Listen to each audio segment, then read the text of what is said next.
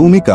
अनादिकाल से ही मानव परम शांति, सुख व अमृत की खोज में लगा हुआ है।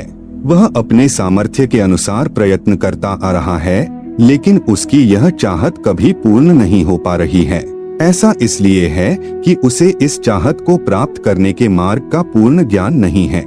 सभी प्राणी चाहते हैं कि कोई कार्य न करना पड़े, खाने को स्वादिष्ट भोजन मिले, पहनने को सुंदर वस्त्र मिले, रहने को आलीशान भवन हो, घूमने के लिए सुंदर पार्क हो, मनोरंजन करने के लिए मधुर मधुर संगीत हो, नाचे गाए, खेले कूदें, मौज मस्ती मनाए और कभी बीमार न हो, कभी बूढ़े न हो और कभी मृत्यु न होवे आदि आदि। परंतु जिस संसार में हम रह रहे हैं, यहाँ न तो ऐसा कहीं पर नजर आता है और न ही ऐसा संभव है, क्योंकि यह लोक नाशवान है।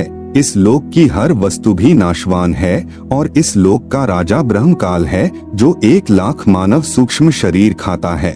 उसने सब प्राणियों को कर्म, भ्रम व पाप पुण्य रूपी जाल में उलझाकर 3 लोक के पिंजरे में कैद किए हुए है। कबीर साहेब कहते हैं कि कबीर 3 लोक पिंजरा भया, पाप पुण्य 2 जाल, सभी जीव भोजन भये, एक खाने वाला काल, गरीब एक पापी एक पुनी आया, एक है सूम दलेल रे, बिना भजन कोई काम नहीं आवे, सब है जम की जेल रे। कर्म भ्रम कर्म बराबर सिद्धांत, जैसा करोगे वैसा प्राप्त करोगे यानी भरोगे। भ्रम बराबर संशय युक्त ज्ञान जो वेदों तथा गीता में काल ब्रह्म ने प्रदान किया है।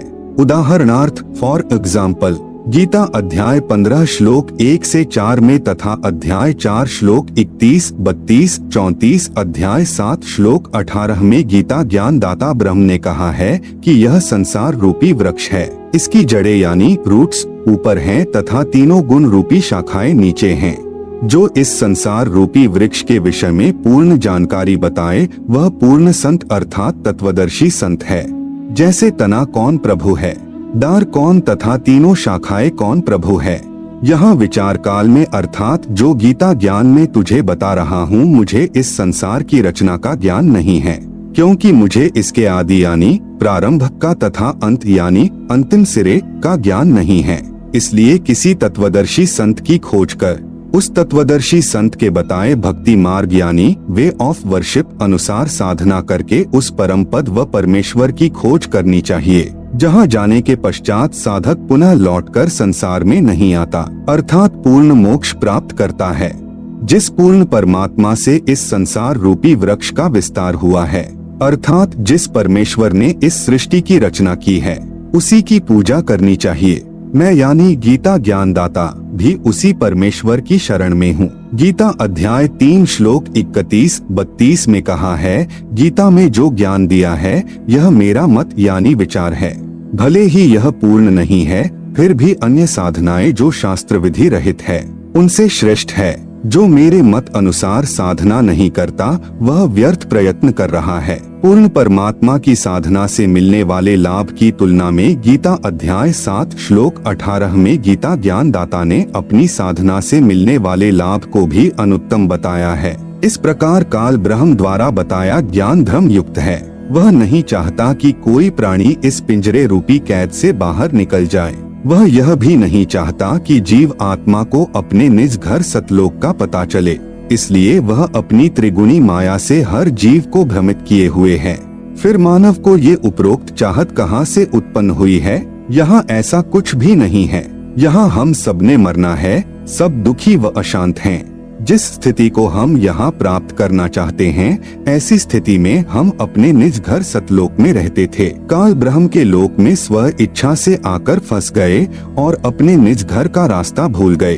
कबीर साहेब कहते हैं कि इच्छा रूपी खेलन आया, ताते सुख सागर नहीं पाया। इस काल ब्रह्म के लोक में शांति व सुख का नामो निशान भी नहीं है। त्रिगुणी माया से उत्पन्न काम, क्रोध, लोभ, मोह, अहंकार, राग, द्वेष, हर्ष, शोक, लाभ, हानि, मान, बड़ाई रूपी अवगुण हर जीव को परेशान किए हुए हैं। यहाँ एक जीव दूसरे जीव को मार कर खा जाता है, शोषण करता है, इज्जत लूट लेता है, धन लूट लेता है, शांति छीन लेता है। यहाँ पर चारों तरफ आग लगी है। यदि आप शांति से रहना चाहोगे तो दूसरे आपको नहीं रहने देंगे। आपके न चाहते हुए भी चोर चोरी कर ले जाता है, डाकू डाका डाल ले जाता है, दुर्घटना घट जाती है, किसान की फसल खराब हो जाती है, व्यापारी का व्यापार ठप हो जाता है, राजा का राज छीन लिया जाता है, स्वस्थ शरीर में बीमारी लग जाती है, अर्थात यहाँ पर कोई भी वस्तु सुरक्षित नहीं। राजाओं के राज, इज्जतदार की इज्जत, धनवान का धन, ताकतवर की ताकत और यहाँ तक कि हम सभी के शरीर भी अचानक छीन लिए जाते हैं। माता पिता के सामने जवान बेटा बेटी मर जाते हैं, दूध पीते बच्चों को रोते बिलखते छोड़कर मात पिता मर जाते हैं, जवान बहनें विधवा हो जाती हैं और पहाड़ से दुखों को भोगने को मजबूर होते हैं। विचार करें कि क्या यह स्थान रहने के लायक है, लेकिन हम मजबूरी वश यहाँ रह रहे हैं क्योंकि इस काल के पिंजरे से बाहर निकलने का कोई रास्ता नजर नहीं आता और हमें दूसरों को दुखी करने की व दुख सहने की आदत सी बन गई। यदि आप जी को इस लोक में होने वाले दुखों से बचाव करना है तो यहाँ के प्रभु काल से परम शक्ति युक्त परमेश्वर यानी परम अक्षर ब्रह्म की शरण लेनी पड़ेगी, जिस परमेश्वर का खौफ काल प्रभु को भी है, जिसके डर से यह उपरोक्त कष्ट उस जीव को नहीं दे सकता जो पूर्ण परमात्मा अर्थात परम अक्षर ब्रह्म यानी सत्य पुरुष की शरण पूर्ण संत के बताए मार्ग से ग्रहण करता है। वह जब तक संसार में भक्ति करता रहेगा उसको उपरोक्त कष्ट आजीवन नहीं होते। जो व्यक्ति इस पुस्तक ज्ञान गंगा को पढ़ेगा उसको ज्ञान हो जाएगा कि हम अपने निज घर को भूल गए हैं। वह परम शांति व सुख यहाँ न होकर निज घर सतलोक में है, जहाँ पर न जन्म है, न मृत्यु है, न बुढ़ापा, न दुख, न कोई लड़ाई झगड़ा है, न कोई बीमारी है, न पैसे का कोई लेन देन है, न मनोरंजन के साधन खरीदना है। वहाँ पर सब परमात्मा द्वारा निशुल्क व अखंड है। बंदी छोड़ गरीबदास जी महाराज की वाणी में प्रमाण है कि बिन ही मुख सारंग राग सुन, बिन ही तंती तार, बिना सुर अलगोजे बजै, नगर नाच घुमा, घंटा बाजै ताल नग, मंजीरे डफ झांझ, मुरली मधुर सुहावनी, निस्बासर और सांच, बीन बिहंगम बाजी, तरक तंबूरे तीर, राग खंड नहीं होत है, बंध्या रहत समीर, तरक नहीं तोरा नहीं, ना ही कशीस कबाब, अमृत प्याले मध पीवे, जो भाटी चवै शराब, मतवाले मस्तानपुर, गली गली गुलजार, संख शराबी फिरत हैं, चलो तास बजार, संख संख पत्नी नाचें, गावे शब्द सुभान, चंद्र बदन सूरज मुखी, ना ही मान गुमा, संख हिंडोले नूर नग, झूले संत हजूर, तख्त धनी के पास कर, ऐसा मुलक जहूर, नदी नाव नाले बगै, छूटे फुहारे सुन्न, भरे होद सरवर सदा, नहीं पाप नहीं पुण्य, ना कोई भिक्षुक दान दे, ना कोई हार व्यवहार, ना कोई जन्मे मरे, ऐसा देश हमार, जहाँ संखो लहर मेहर की उपजय, कहर जहाँ नहीं कोई, दास गरीब अचल अविनाशी, सुख का सागर सोई। सतलोक में केवल एक रस परम शांति व सुख है। जब तक हम सतलोक में नहीं जाएंगे तब तक हम परम शांति, सुख व अमृतत्व को प्राप्त नहीं कर सकते। सतलोक में जाना तभी संभव है जब हम पूर्ण संत से उपदेश लेकर पूर्ण परमात्मा की आजीवन भक्ति करते रहें। इस पुस्तक ज्ञान गंगा के माध्यम से जो हम संदेश देना चाहते हैं उसमें किसी देवी देवता व धर्म की बुराई न करके सर्व पवित्र धर्म ग्रंथों में छुपे गूढ़ रहस्य को उजागर करके यथार्थ भक्ति मार्ग बताना चाहा है, जो कि वर्तमान के सर्व संत महंत व आचार्य गुरु साहिबान शास्त्रों में छिपे गूढ़ रहस्य को समझ नहीं पाए। परम पूज्य कबीर साहेब जी अपनी वाणी में कहते हैं कि वेद कतेब झूठे ना भाई, झूठे हैं सो समझे नाही, जिस कारण भक्त समाज को अपार हानि हो रही है। सब अपने अनुमान से व झूठे गुरुओं द्वारा बताई गई शास्त्र विरुद्ध साधना करते हैं, जिससे न मानसिक शांति मिलती है और न ही शारीरिक सुख, न ही घर व कारोबार में लाभ होता है और न ही परमेश्वर का साक्षात्कार होता है और न ही मोक्ष प्राप्ति होती है। यह सब सुख कैसे मिले तथा यह जानने के लिए कि मैं कौन हूँ, कहाँ से आया हूँ, क्यों जन्म लेता हूँ, क्यों मरता हूँ और क्यों दुख भोगता हूँ, आखिर यह सब कौन करवा रहा है और परमेश्वर कौन है, कैसा है, कहाँ है तथा कैसे मिलेगा और ब्रह्मा विष्णु और शिव के माता पिता कौन हैं और किस प्रकार से काल ब्रह्म की जेल से छुटकारा पाकर अपने निज घर यानी सतलोक में वापस जा सकते हैं। यह सब इस पुस्तक के माध्यम से दर्शाया गया है ताकि इसे पढ़कर आम भक्तात्मा का कल्याण संभव हो सके। यह पुस्तक सतगुरु रामपाल जी महाराज के प्रवचनों का संग्रह है जो कि सदग्रंथों में लिखे तथ्यों पर आधारित है। हमें पूर्ण विश्वास है कि जो पाठक जन रुचि व निष्पक्ष भाव से पढ़कर अनुसरण करेगा उसका कल्याण संभव है। आत्म प्राण उद्धार ही ऐसा धर्म नहीं और कोटि अश्वमेघ यज्ञ सकल समाना भौर। जीव उद्धार परम पुण्य ऐसा कर्म नहीं और मरुस्थल के मृगजों सब मर गए दौड़ दौड़। भावार्थ, यदि एक आत्मा को सतभक्ति मार्ग पर लगाकर उसका आत्म कल्याण करवा दिया जाए तो करोड़ अश्वमेघ यज्ञ का फल मिलता है और उसके बराबर कोई भी धर्म नहीं है। जीवात्मा के उद्धार के लिए किए गए कार्य अर्थात सेवा से श्रेष्ठ कोई भी कार्य नहीं है।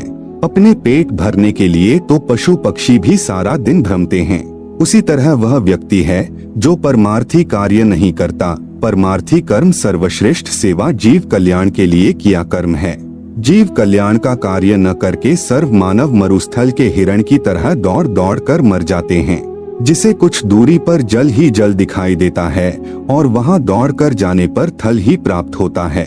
फिर कुछ दूरी पर थल का जल दिखाई देता है, अंत में उस हिरण की प्यास से ही मृत्यु हो जाती है।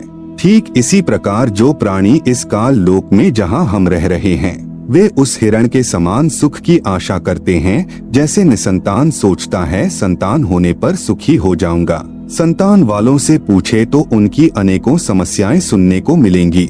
निर्धन व्यक्ति सोचता है कि धन हो जाए तो मैं सुखी हो जाऊं। जब धनवानों की कुशल जानने के लिए प्रश्न करोगे तो ढेर सारी परेशानियां सुनने को मिलेंगी। कोई राज्य प्राप्ति से सुख मानता है, यह उसकी महाभूल है। राजा यानी मंत्री, मुख्यमंत्री, प्रधानमंत्री, राष्ट्रपति को स्वप्न में भी सुख नहीं होता। जैसे 4-5 सदस्यों के परिवार का मुखिया अपने परिवार के प्रबंध में कितना परेशान रहता है, राजा तो एक क्षेत्र का मुखिया होता है, उसके प्रबंध में सुख स्वप्न में भी नहीं होता। राजा लोग शराब पीकर कुछ गम भुलाते हैं, माया इकट्ठा करने के लिए जनता से कर यानी टैक्स लेते हैं। फिर अगले जन्मों में जो राजा सत्य भक्ति नहीं करते, पशु योनियों को प्राप्त होकर प्रत्येक व्यक्ति से वसूले कर यानी टैक्स को उनके पशु बनकर लौटाते हैं। जो व्यक्ति मनमुखी होकर तथा झूठे गुरुओं से दीक्षित होकर भक्ति तथा धर्म करते हैं, वे सोचते हैं कि भविष्य में सुख होगा, लेकिन इसके विपरीत दुख ही प्राप्त होता है। कबीर साहब कहते हैं कि मेरा यह ज्ञान ऐसा है कि यदि ज्ञानी पुरुष होगा तो इसे सुनकर हृदय में बसा लेगा और यदि मूर्ख होगा तो उसकी समझ से बाहर है। कबीर, ज्ञानी हो तो हृदय लगाई, मूर्ख हो तो गम ना पाई। अधिक जानकारी के लिए कृपया प्रवेश करें इस पुस्तक ज्ञान गंगा में। इस पुस्तक को पढ़कर सुप्रीम कोर्ट के वरिष्ठ अधिवक्ता श्री सुरेश चंद्र ने कहा, इस पुस्तक का नाम तो ज्ञान सागर होना चाहिए। कलयुग में सत्ययुग। संत रामपाल जी के सत्संग वचनों से उद्घृत। सत्ययुग उस समय को कहते हैं जिस युग में अधर्म नहीं होता, शांति होती है, पिता से पहले पुत्र की मृत्यु नहीं होती, स्त्री विधवा नहीं होती, रोग रहित शरीर होता है, सर्व मानव भक्ति करते हैं, परमात्मा से डरने वाले होते हैं क्योंकि वे आध्यात्मिक ज्ञान के सर्व कर्मों से परिचित होते हैं, मन कर्म वचन से किसी को पीड़ा नहीं देते तथा दुराचारी नहीं होते, जति सती स्त्री पुरुष होते हैं, वृक्षों की अधिकता होती है, सर्व मनुष्य वेदों के आधार से भक्ति करते हैं। वर्तमान में कलयुग है, इसमें अधर्म बढ़ चुका है। कलयुग में मानव की भक्ति के प्रति आस्था कम हो जाती है, या तो भक्ति करते ही नहीं, यदि करते हैं तो शास्त्र विधि त्याग कर मनमानी भक्ति करते हैं, जो श्रीमद् भगवत गीता अध्याय 16 श्लोक 23-24 में वर्जित हैं, जिस कारण से परमात्मा से जो लाभ वांछित होता है वह प्राप्त नहीं होता। इसलिए अधिकतर मनुष्य नास्तिक हो जाते हैं। धनी बनने के लिए रिश्वत, चोरी, डाके डालने को माध्यम बनाते हैं, परंतु यह विधि धन लाभ की न होने के कारण परमात्मा के दोषी हो जाते हैं तथा प्राकृतिक कष्टों को झेलते हैं। परमेश्वर के विधान को मानव भूल जाता है कि किस्मत से अधिक प्राप्त नहीं हो सकता। यदि अन्य अवैध विधि से धन प्राप्त कर लिया तो वह रहेगा नहीं। जैसे एक व्यक्ति अपने पुत्र को सुखी देखने के लिए अवैध विधि से धन प्राप्ति करता था, कुछ दिनों पश्चात उसके पुत्र के दोनों गुर्दे खराब हो गए। जैसे तैसे करके गुर्दे बदलवाए 3 लाख रुपए खर्च हुआ। जो धन अवैध विधि से जोड़ा था वह सर्व खर्च हो गया तथा कुछ रुपए कर्जा भी हो गया। फिर लड़के का विवाह किया। 6 महीने के पश्चात बस दुर्घटना में इकलौता पुत्र मृत्यु को प्राप्त हुआ। अब न तो पुत्र रहा और न ही अवैध विधि से अर्जित किया गया धन। शेष क्या रहा? अवैध विधि से धन संग्रह करने में किए हुए पाप जो अभी शेष हैं, उनको भोगने के लिए जिससे पैसे ऐंठे थे, उनका पशु यानी गधा, बैल, गाय बनकर पूरे करेगा। परंतु परम अक्षर ब्रह्म की शास्त्रानुकूल साधना करने वाले भक्त की किस्मत को परमेश्वर बदल देता है, क्योंकि परमेश्वर के गुणों में लिखा है कि परमात्मा निर्धन को धनवान बना देता है। सत्ययुग में कोई भी प्राणी मांस, तंबाकू, मदिरा सेवन नहीं करता, क्योंकि वे इनसे होने वाले पापों से परिचित होते हैं। मांस खाना पाप है। एक समय एक संत अपने शिष्य के साथ कहीं जा रहा था। वहाँ पर एक मछियारा तालाब से मछलियाँ पकड़ रहा था। मछलियाँ जल से बाहर तड़फ तड़फ कर प्राण त्याग रही थी। शिष्य ने पूछा, हे गुरुदेव, इस अपराधी प्राणी को क्या दंड मिलेगा? गुरुजी ने कहा, बेटा समय आने पर बताऊंगा। 4-5 वर्ष के पश्चात दोनों गुरु शिष्य कहीं जाने के लिए जंगल से गुजर रहे थे। वहाँ पर एक हाथी का बच्चा चिल्ला रहा था। उछल कूद करते समय हाथी का बच्चा 2 निकट उगे वृक्षों के बीच में फंस गया। वह निकल तो गया, परंतु निकलने के प्रयत्न में उसका सर्व शरीर छिल गया था तथा उसके शरीर में जख्म हो गए थे। उसके सारे शरीर में कीड़े चल रहे थे जो उसको नोच रहे थे। वह हाथी का बच्चा बुरी तरह चिल्ला रहा था। शिष्य ने गुरुजी से पूछा कि हे गुरुदेव, यह प्राणी कौन से पाप का दंड भोग रहा है? गुरुदेव ने कहा, पुत्र, यह वही मछियारा है जो उस शहर के बाहर जलाशय से मछलियाँ निकाल रहा था। मदिरा यानी शराब पीना कितना पाप है। शराब पीने वाले को 70 जन्म कुत्ते के भोगने पड़ते हैं। मल मूत्र खाता पीता फिरता है। अन्य कष्ट भी बहुत सारे भोगने पड़ते हैं तथा शराब शरीर में भी बहुत हानि करती है। शरीर के 4 महत्वपूर्ण अंग होते हैं, फेफड़े, लीवर, गुर्दे तथा हृदय। शराब इन चारों को क्षति पहुंचाती है। शराब पीकर मानव न रहकर पशु तुल्य गतिविधि करने लगता है। कीचड़ में गिर जाना, कपड़ों में मलमूत्र तथा वमन कर देना, धन हानि, मान हानि, घर में अशांति आदि मदिरा पान के कारण होते हैं। मदिरा सत्ययुग में प्रयोग नहीं होती। सत्ययुग में सर्व मानव परमात्मा के विधान से परिचित होते हैं, जिस कारण सुख का जीवन व्यतीत करते हैं। गरीब मदिरा पीवे कड़वा पानी, 70 जन्म स्वान के जानी। दुराचार करना कितना पाप है। परद्वारा स्त्री का खोले, 70 जन्म अंधा हो डोले। पूज्य कबीर परमेश्वर जी ने बताया है कि जो व्यक्ति किसी परस्त्री के साथ दुष्कर्म करता है तो वह 70 जन्म अंधे का जीवन भोगता है। बुद्धिमान व्यक्ति ऐसी आफत कभी मोल नहीं लेता। मूर्ख ही ऐसा कार्य करता है। जैसे आग में हाथ डालने का अर्थ मौत मोल लेना है। जैसे कोई व्यक्ति किसी अन्य के खेत में बीज डालता है तो वह महामूर्ख है। बुद्धिमान व्यक्ति ऐसा कभी नहीं कर सकता। वैश्यागमन को ऐसा जानो जैसे कुर्डियों पर गेहूं का बहुमूल्य बीज का थैला भर कर डालाए। यह क्रिया बुद्धिमान व्यक्ति नहीं कर सकता, या तो महामूर्ख या शराबी निर्लज अर्थात घंड व्यक्ति ही किया करता है। विचारणीय विषय है कि जो पदार्थ शरीर से नाश होते हुए आनंद का अनुभव कराता है, यदि वह शरीर में सुरक्षित रखा जाए तो कितना आनंद देगा। दीर्घायु, स्वस्थ शरीर, स्वस्थ मस्तिष्क, शूरवीरता तथा स्फूर्ति प्रदान करता है। जिस पदार्थ से अनमोल बच्चा प्राप्त होता है, उसका नाश करना बच्चे की हत्या करने तुल्य है। इसलिए दुराचार तथा अनावश्यक भोग विलास वर्जित है। तंबाकू सेवन कितना पाप है। परमेश्वर कबीर जी ने बताया है, सुरापान मध मांसाहारी, गमन करे भोगे पर नारी, 70 जन्म कटत हैं, शीशम साक्षी साहिब है जगदीशम। पर द्वारा स्त्री का खोले, 70 जन्म अंधा हो डोले। 100 नारी जारी करे, सुरापान 100 बार, एक चिलम हुक्का भरे, डूबे काली धार। जैसे कि ऊपर वर्णन किया है कि एक बार शराब पीने वाला 70 जन्म कुत्ते का जीवन भोगता है, फिर मल मूत्र खाता पीता फिरता है। परस्त्री गमन करने वाला 70 जन्म अंधे के भोगता है। मांस खाने वाला भी महाकष्ट का भागी होता है। उपरोक्त सर्व पाप 100 बार करने वाले को जो पाप होता है, वह एक बार हुक्का पीने वाले अर्थात तंबाकू सेवन करने वाले को सहयोग देने वाले को होता है। तंबाकू सेवन करने वाले हुक्का, सिगरेट, बीड़ी या अन्य विधि से सेवन करने वाले तंबाकू खाने वालों को क्या पाप लगेगा? घोर पाप का भागी होगा। एक व्यक्ति जो तंबाकू सेवन करता है जब वह हुक्का या बीड़ी सिगरेट पीकर धुआं छोड़ता है तो वह धुआं उसके छोटे छोटे बच्चों के शरीर में प्रवेश करके हानि करता है। वे बच्चे फिर शीघ्र बुराई को ग्रहण करते हैं तथा उनका स्वास्थ्य भी बिगड़ जाता है। अवतार की परिभाषा। अवतार का अर्थ है ऊंचे स्थान से नीचे स्थान पर उतरना। विशेषकर यह शुभ शब्द उन उत्तम आत्माओं के लिए प्रयोग किया जाता है जो धरती पर कुछ अद्भुत कार्य करते हैं, जिनको परमात्मा की ओर से भेजा हुआ मानते हैं या स्वयं परमात्मा ही का पृथ्वी पर आगमन मानते हैं। श्रीमद् भगवत गीता अध्याय 15 श्लोक 1 से 4 तथा 16-17 में 3 पुरुषों यानी प्रभुओं का ज्ञान है। नंबर 1, क्षर पुरुष जिसे ब्रह्म भी कहते हैं, जिसका ओम नाम साधना का है, जिसका प्रमाण गीता अध्याय 8 श्लोक 13 में है। नंबर 2, अक्षर पुरुष जिसको परब्रह्म भी कहते हैं, जिसकी साधना का मंत्र तत् जो सांकेतिक है, प्रमाण गीता अध्याय 17 श्लोक 23 में है। नंबर 3, उत्तम पुरुष तू अन्य मतलब श्रेष्ठ पुरुष परमात्मा तो उपरोक्त दोनों पुरुषों यानी क्षर पुरुष तथा अक्षर पुरुष से अन्य है।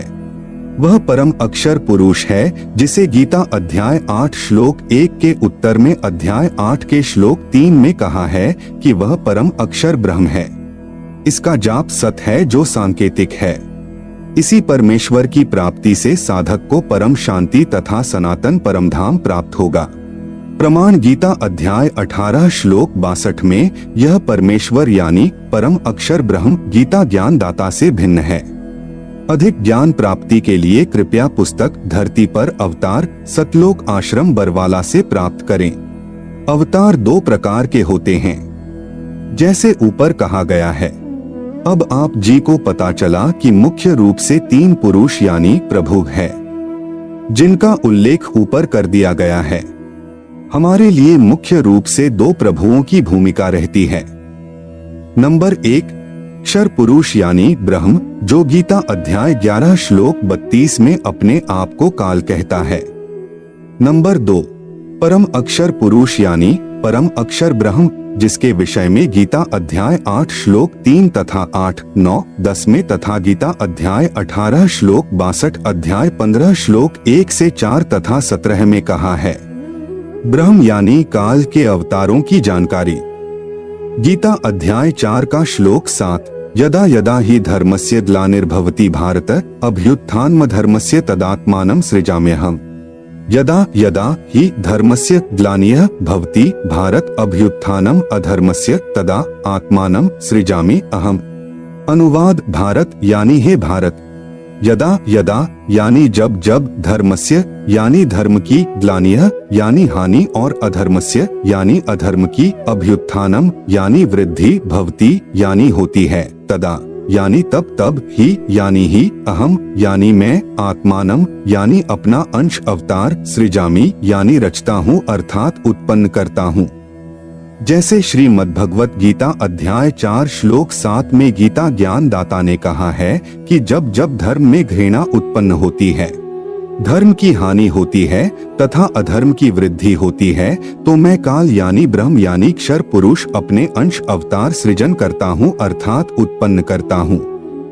जैसे श्री रामचंद्र जी तथा श्री कृष्ण चंद्र जी को काल ब्रह्म ने ही पृथ्वी पर उत्पन्न किया था, जो स्वयं श्री विष्णु जी ही माने जाते हैं। इनके अतिरिक्त 8 अवतार और कहे गए हैं, जो श्री विष्णु जी स्वयं नहीं आते अपितु अपने लोक से अपने कृपा पात्र पवित्र आत्मा को भेजते हैं। वे भी अवतार कहलाते हैं। कहीं कहीं पर 25 अवतारों का भी उल्लेख पुराणों में आता है। काल ब्रह्म यानी क्षर पुरुष के भेजे हुए अवतार पृथ्वी पर बढ़े अधर्म का नाश कत्लेआम अर्थात संहार करके करते हैं। उदाहरण के रूप में श्री रामचंद्र जी तथा श्री कृष्णचंद्र जी, श्री परशुराम जी तथा श्री निहकलंक जी, जो अभी आना शेष है, जो कलयुग के अंत में आएगा। ये सर्व अवतार घोर संहार करके ही अधर्म का नाश करते हैं, अधर्मियों को मारकर शांति स्थापित करने की चेष्टा करते हैं। परंतु शांति की अपेक्षा अशांति ही बढ़ती है। जैसे श्री रामचंद्र जी ने रावण को मारने के लिए युद्ध किया, युद्ध में करोड़ों पुरुष मारे गए, जिनमें धर्मी तथा अधर्मी दोनों ही मारे गए। फिर उनकी पत्नियां तथा छोटे बड़े बच्चे शेष रहे, उनका जीवन नरक बन गया। विधवाओं को अन्य व्यक्तियों ने अपनी हवस का शिकार बनाया। निर्वाह की समस्या उत्पन्न हुई, आदि अनेकों अशांति के कारण खड़े हो गए। यही विधि श्री कृष्ण जी ने अपनाई थी, यही विधि श्री परशुराम जी ने अपनाई थी। इसी विधि से 10वां अवतार काल ब्रह्म यानी शर पुरुष द्वारा उत्पन्न किया जाएगा। उसका नाम निकलंक होगा। वह कलयुग के अंतिम समय में उत्पन्न होगा, जो राजा हरिश्चंद्र वाली आत्मा होगी। संभल नगर में श्री विष्णु दत्त शर्मा के घर में जन्म लेगा। उस समय सर्व मानव अत्याचारी अन्यायी हो जाएंगे, उन सर्व को मारेगा। उस समय जिन जिन मनुष्य में परमात्मा का डर होगा, कुछ सदाचारी होंगे, उनको छोड़ जाएगा, अन्य सर्व को मार डालेगा। यह विधि है ब्रह्म यानी कालक्षर पुरुष के अवतारों की अधर्म का नाश करने तथा शांति स्थापना करने की। परम अक्षर ब्रह्म अर्थात सत्य पुरुष के अवतारों की जानकारी। नंबर 1, परम अक्षर ब्रह्म स्वयं पृथ्वी पर प्रकट होता है। वह सहशरीर आता है, सहशरीर लौट जाता है। यह लीला वह परमेश्वर 2 प्रकार से करता है। नंबर 1, प्रत्येक युग में शिशु रूप में किसी सरोवर में कमल के फूल पर वन में प्रकट होता है।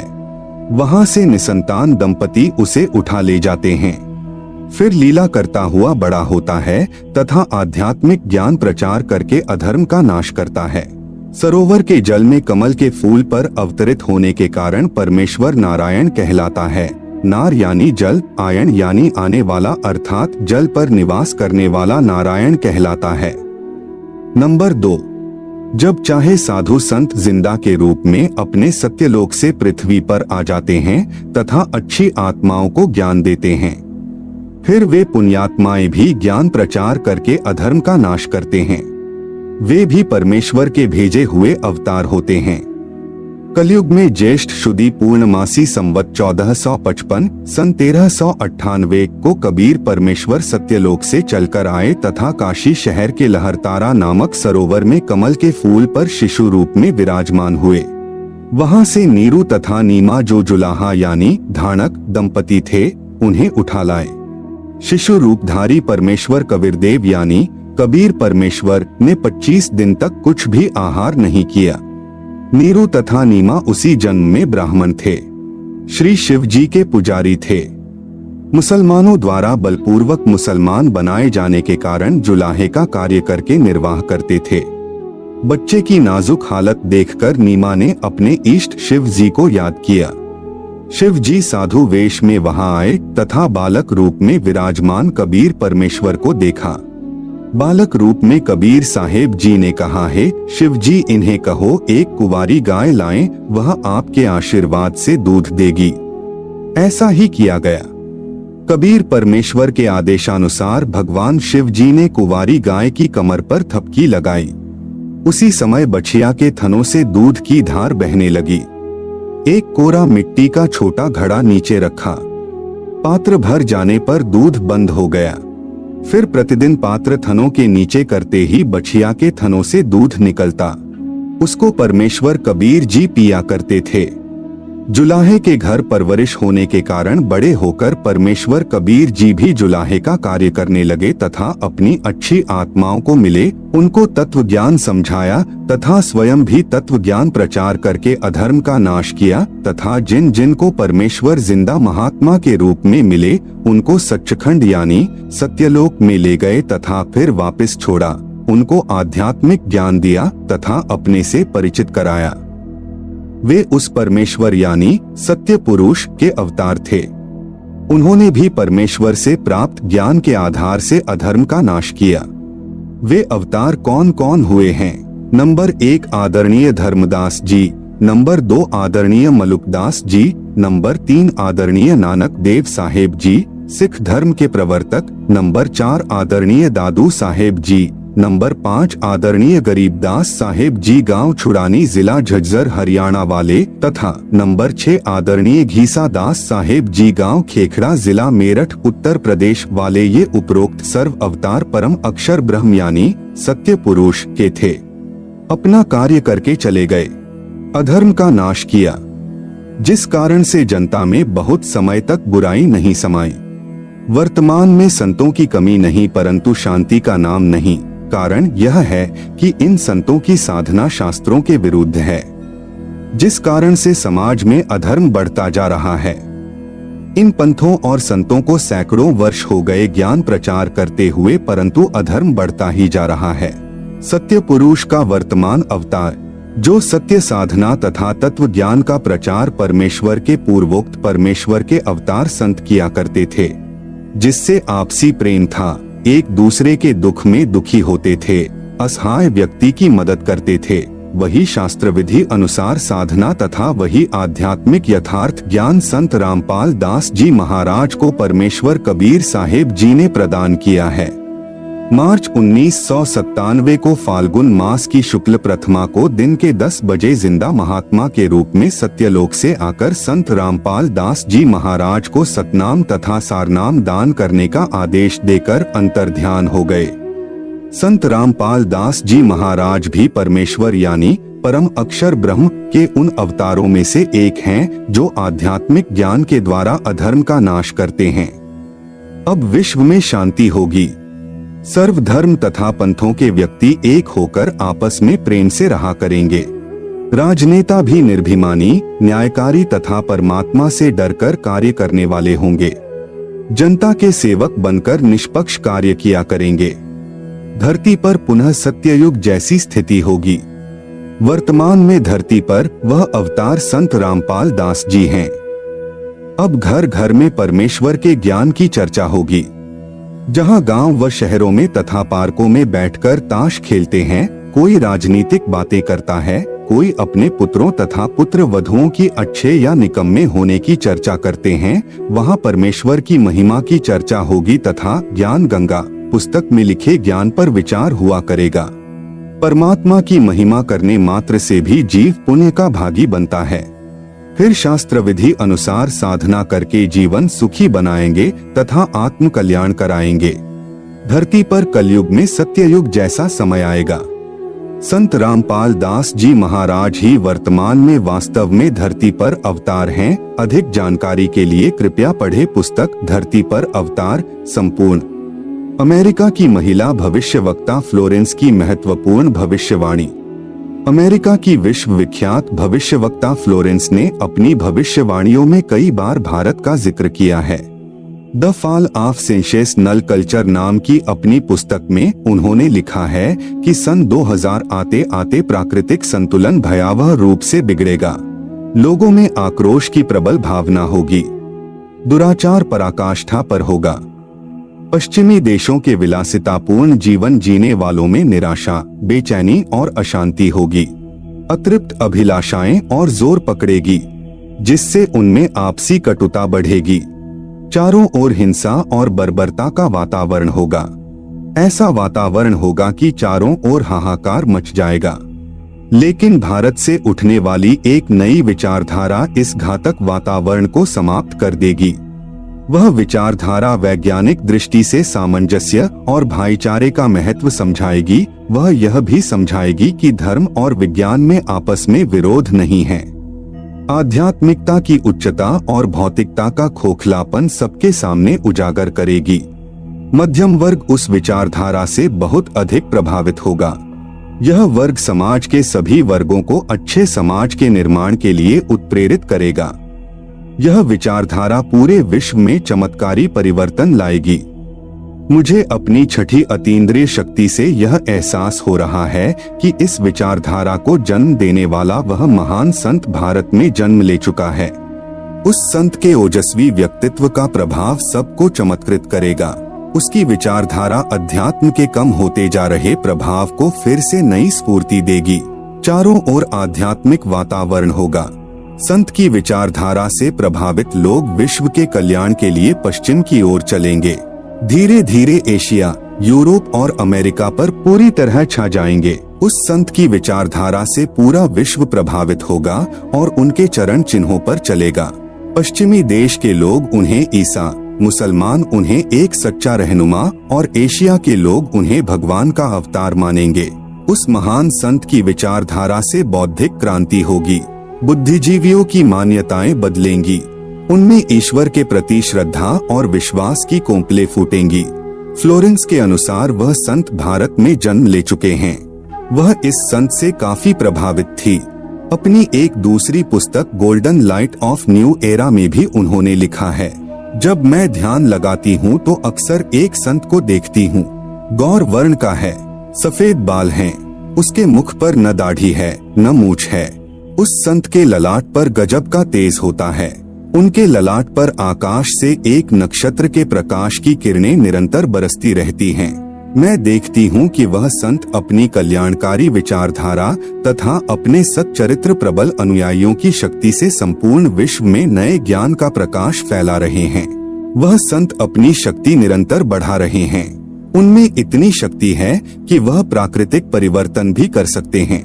वह अपना कार्य वैज्ञानिक ढंग से करेंगे। उनकी कृपा और प्रयत्नों से मानवीय सभ्यता में नई जागृति आएगी। विश्व के समस्त जन समूह में नई चेतना का संचार होगा। लोक शक्ति का एक नया रूप उभर कर सामने आएगा, जो सत्ताधारियों की मनमानियों पर अंकुश लगा देगा। मनोचिकित्सक तथा सम्मोहन कला के विश्व प्रसिद्ध ज्ञाता डॉक्टर मोरे बर्सटीन की फ्लोरेंस से अच्छी दोस्ती थी। एक बार फ्लोरेंस ने उनसे भी कहा था, डॉक्टर, वह समय बड़ी तेजी से नजदीक आ रहा है जब सत्ता लोलुप राजनेताओं की अपेक्षा आप जैसे समाज सेवकों की बातें समाज अधिक ध्यान से सुनेगा। 21वीं सदी के आते आते एक नई विचारधारा पूरे विश्व को प्रभावित करेगी। हर राष्ट्र में सच्चरित्र धार्मिक लोगों का संगठन लोगों के दिमाग में बैठी गलत मान्यताओं को बदल देगा। यह विचारधारा भारत से प्रस्फुटित होंगी, वहीं से पूरे विश्व में फैलेगी। मैं उस पवित्र स्थान पर एक प्रचंड तपस्वी को देख रही हूँ, जिसका तेज बड़ी तेजी से फैल रहा है। मनुष्य में सोए देवत्व को जगाने तथा धरती का स्वर्ग जैसा बनाने के लिए वह संत दिन रात प्रयत्न कर रहे हैं। एक पत्रकार ने 1964 में फ्लोरेंस से पूछा था कि क्या वह दुनिया का भविष्य बता सकती है। फ्लोरेंस ने इसके जवाब में कहा था, 1970 की शुरुआत व्यापक उथल पुथल के साथ होगी। 1979-80 के बाद ऐसे ऐसे भूकंप आएंगे कि न्यूजर्सी का कुछ हिस्सा तथा यूरोप का और एशिया के कई देशों के स्थान भूकंप से विदीर्ण हो जाएंगे, कुछ जलमग्न भी हो जाएंगे।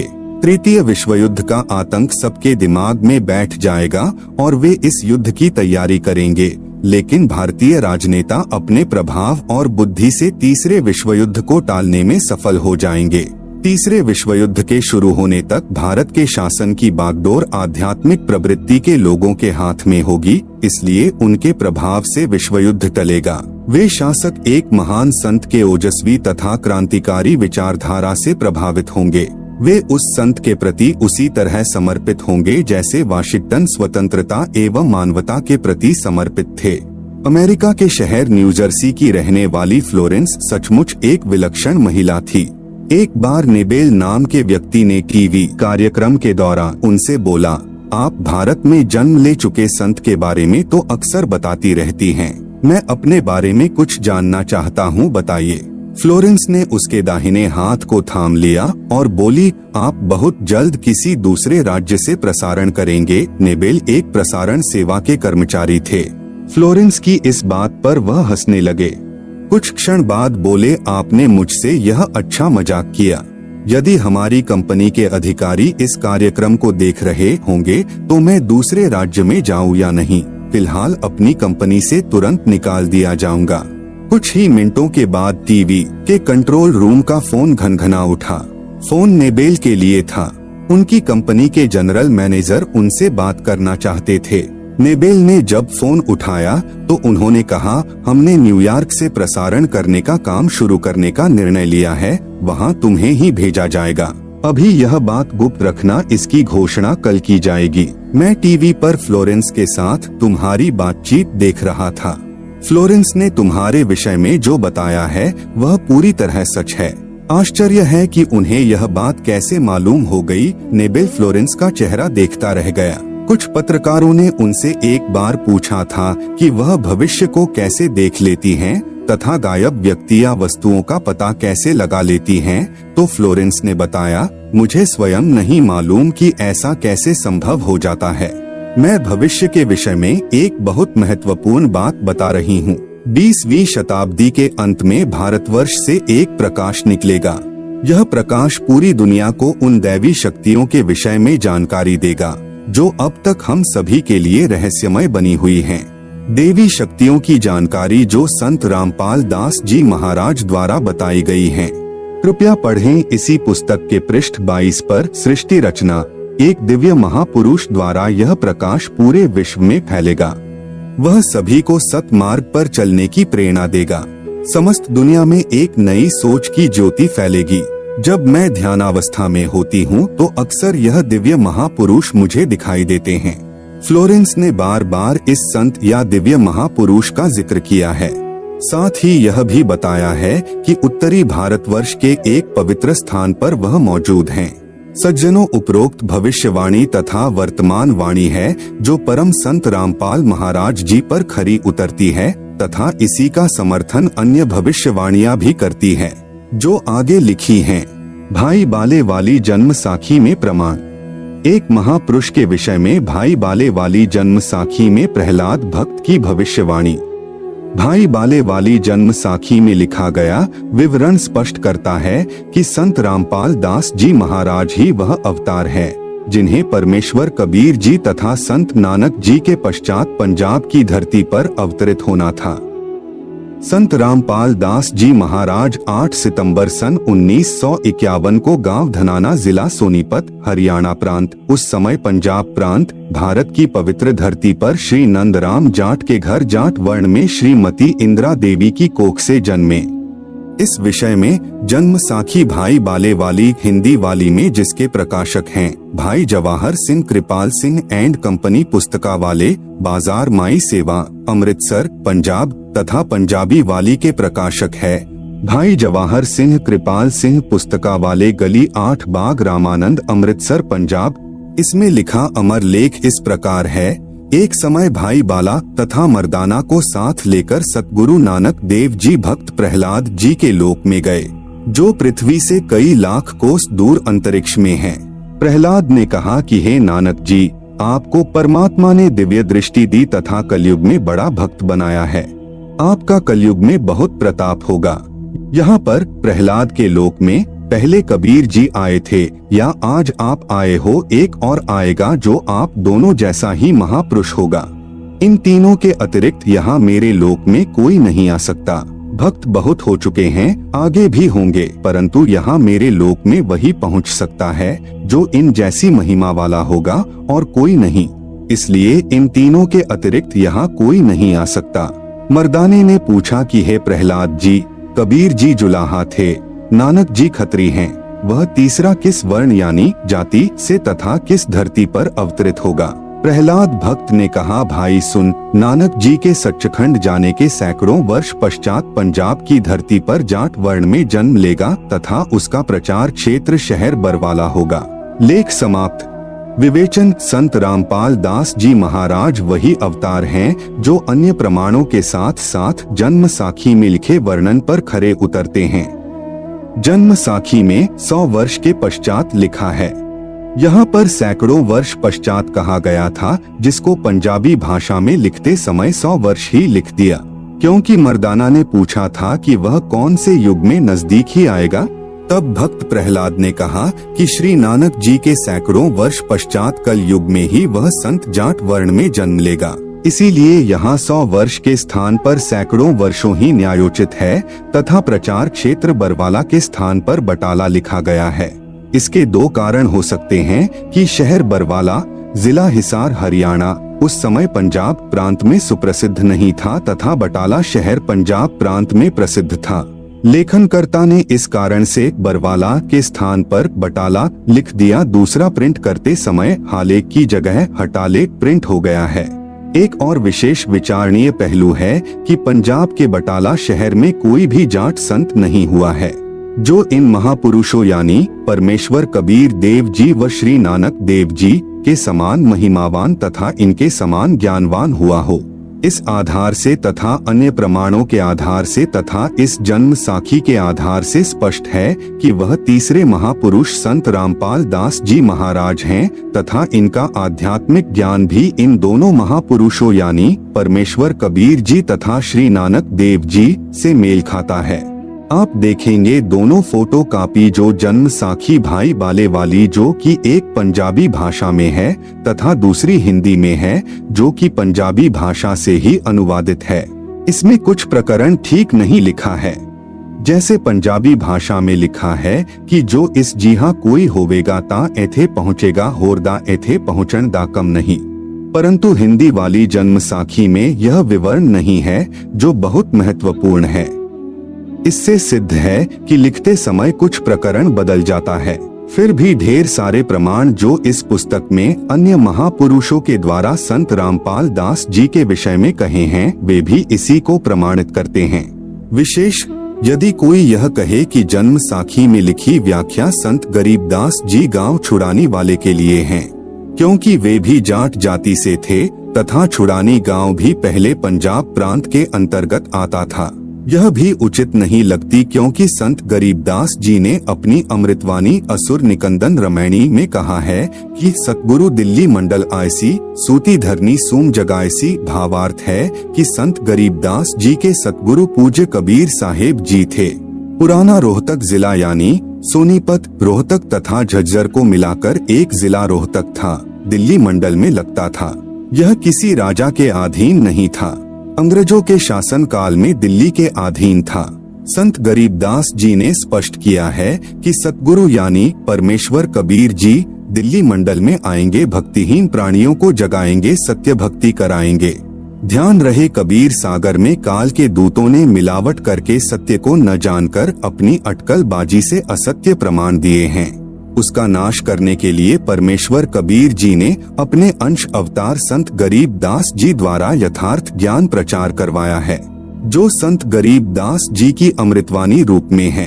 इसी बात की पुष्टि कबीर सागर के संपादक कबीर पंथी श्री युगलानंद बिहारी जी की उस टिप्पणी से होती है जो उन्होंने अनुराग सागर तथा ज्ञान सागर की भूमिका में की है। कहा है कि कबीर पंथियों ने ही कबीर पंथ के ग्रंथों का नाश कर रखा है, अपने अपने मते अनुसार फेर बदल करके अपने मत को जोड़ा है। मेरे पास अनुराग सागर तथा ज्ञान सागर की कई प्रतियां रखी हैं, जिनमें से एक दूसरे से मेल नहीं खा रही हैं। संत रामपाल दास जी महाराज का जन्म श्री नंदराम जाट के घर 8 सितंबर 1951 को गांव धनाना जिला सोनीपत यानी उस समय जिला रोहतक में हुआ था, जो वर्तमान हरियाणा तथा पंजाब प्रांत मिलकर उस समय एक ही पंजाब प्रांत था। परमेश्वर कबीर जी ने भी कहा था कि जिस समय कलयुग 5500 वर्ष बीत चुका होगा, मैं गरीबदास वाले 12वें पंथ में आगे स्वयं आऊंगा। संत गरीबदास जी द्वारा मेरी यानी कबीर परमेश्वर की महिमा की वाणी प्रकट होगी तथा गरीबदास वाले 12वें पंथ तक के साधक मुझे आधार बनाकर वाणी को समझने की कोशिश करेंगे, परंतु वाणी को न समझकर सतनाम तथा सारनाम से वंचित रहने के कारण असंख्य जन्म तक सत्यलोक प्राप्ति नहीं कर सकते। उसी 12वें पंथ यानी गरीबदास जी वाले पंथ में मैं यानी परमेश्वर कबीर जी ही स्वयं चलकर आऊंगा। तब संत गरीबदास जी द्वारा प्रकट की गई वाणी को मैं यानी कबीर परमेश्वर प्रकट होकर समझाऊंगा। इससे सिद्ध हुआ कि जन्म साखी में जिस जाट संत के विषय में कहा है, निर्विवाद रूप से वह संत रामपाल दास जी महाराज जी ही हैं। फिर भी हम संत गरीबदास जी का विशेष आदर करते हैं, क्योंकि उन्होंने परमेश्वर कबीर जी का अमर संदेश सुनाया है। यदि कोई भ्रम उत्पन्न करे कि 10 गुरु साहिबानों में से भी किसी की ओर संकेत हो सकता है, इसके लिए स्मरण रहे कि 10 सिख गुरु साहिबानों में से कोई भी जाट वर्ण से नहीं थे। दूसरे सिख गुरु श्री अंगद देव जी खत्री थे, तीसरे गुरु जी श्री अमरदास जी भी खत्री थे, चौथे गुरु जी श्री रामदास जी खत्री थे तथा 5वें गुरु जी श्री अर्जुन देव जी से लेकर 10वें तथा अंतिम श्री गुरु गोविंद सिंह जी तक श्री गुरु रामदास जी की संतान अर्थात खत्री थे। फिर भी हम सभी सिख गुरु साहिबानों का विशेष आदर करते हैं। संत रामपाल दास जी महाराज कहते हैं, जीव हमारी जाति है, मानव धर्म हमारा। हिंदू मुस्लिम सिख ईसाई धर्म नहीं कोई न्यारा। परमेश्वर कबीर जी ने कहा है, जाति ना पूछो संत की, पूछ लीजिए ज्ञान। मोल करो तलवार का, पड़ी रहें दो म्यान। कृपया प्रमाण के लिए देखें फोटो कॉपी जन्म साखी पंजाबी गुरुमुखी पंजाबी भाषा वाली तथा हिंदी वाली दोनों में आप जी सहज में समझ सकते हो कि वास्तविकता क्या है। जन्म साखियों के प्रकाशक हैं भाई जवाहर सिंह कृपाल सिंह, अमृतसर पंजाब। कृपया देखें फोटो कॉपी जन्म साखी भाई बाले वाली पंजाबी भाषा वाली के पृष्ठ 272 की। कृपया देखें फोटो कॉपी जन्म साखी भाई बाले वाली के पृष्ठ 273 की। कृपया देखें फोटो कॉपी जन्म साखी भाई बाले वाली हिंदी वाली के पृष्ठ 305 की। प्रश्न 1, संस्कृत के विद्वान शास्त्री ने कहा कि आपके गुरु संत रामपाल दास जी महाराज संस्कृत नहीं पढ़े हैं। आप कहते हो कि उन्होंने श्रीमद् भगवत गीता का यथार्थ अनुवाद करके भक्तों को बताते हैं। यह कभी नहीं हो सकता। उत्तर, संत रामपाल दास जी महाराज के भक्त ने उत्तर दिया, शास्त्री जी उसी को परमेश्वर का अवतार कहते हैं जो भाषा का ज्ञान न होते हुए यथार्थ अनुवाद कर दें, क्योंकि परमेश्वर सर्वज्ञ है। उन्हीं गुणों से युक्त उसका भेजा हुआ अवतार होता है। वह अवतार संत रामपाल दास जी महाराज जी हैं। आप तो केवल वेदों और गीता के अनुवाद से अचंभित हैं। संत रामपाल दास जी महाराज ने तो बाइबल तथा कुरान को यथार्थ रूप में बताया है, जिसे ईसाई धर्म के वर्तमान के फादर व पादरी तथा मुसलमान धर्म के मुल्ला व काजी भी नहीं समझ सके। आप सुन रहे हैं जगत गुरु तत्वदर्शी संत रामपाल जी महाराज द्वारा लिखित पुस्तक ज्ञान गंगा का पेज नंबर 1, भक्ति मर्यादा।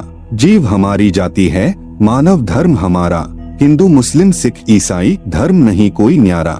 प्रिय भक्तजनों, आज से लगभग 5000 वर्ष पहले कोई भी धर्म या अन्य संप्रदाय नहीं था। न हिंदू, न मुस्लिम, न सिख और न ईसाई थे। केवल मानव धर्म था।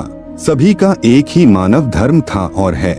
लेकिन जैसे जैसे कलयुग का प्रभाव बढ़ता गया, वैसे वैसे हमारे में मतभेद होता गया।